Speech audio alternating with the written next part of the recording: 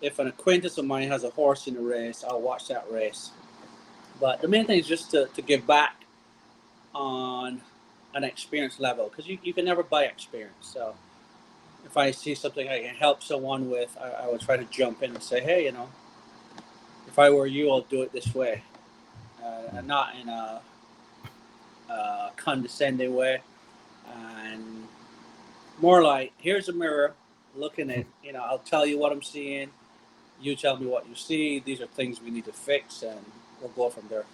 But it's just to help. That's the baseline answer. Okay. All right. I think I got a few more questions for you, and then we go from there. But you still run horses. Obviously, you're big into horse racing. But why are you big in supporting the racing in Barbados versus the USA?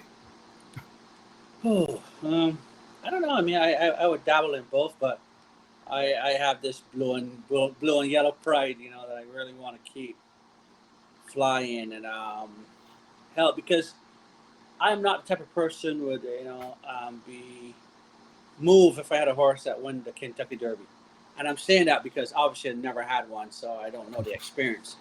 But I think I prefer to help people at home more than abroad. I mean, Attaboy Cookie ran second last night in Canada. So I mean, there's a little sprinkle here and there, but not my main focus. I would love to help out Barbados more. Create more opportunities for people coming up in Barbados, as opposed to just doing it here. And I did it here 10 years ago. I used to have a couple of claimers at Emerald Downs, but there was never. I think I get more fire out the Bajan races than American races. I really do. I am more vested, so I think that's the main reason. Pretty cool.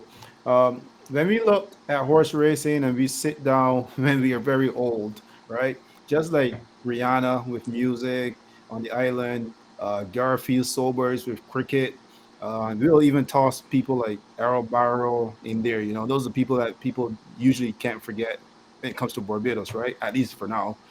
And um, who will be the one everyone remembers in horse racing from off the island of Barbados, in your own perception, in your own opinion? Sorry. Who would be? I mean, the older generation would be Charlie Jones, Venice Richards.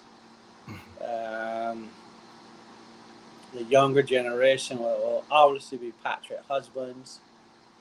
But it depends who you ask because some people would say Jerome Samuels for his 7 Gold Cups, but definitely Patrick will be the most, for the younger generation, household name.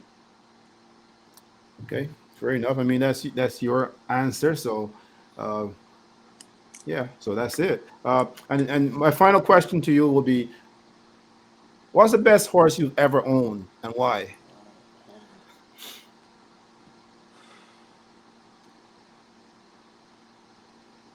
That's a tricky question because breeding wise, it would have to be Vividly, no doubt. But memories and development and a real connection with will have to be a horse called Spree Girl. Because I took her from G class. The first race she won for me was bottom. I guess guys will probably call it 0 to 35 or 0 to 15. But from the bottom, and she beat the top class horses sprinting.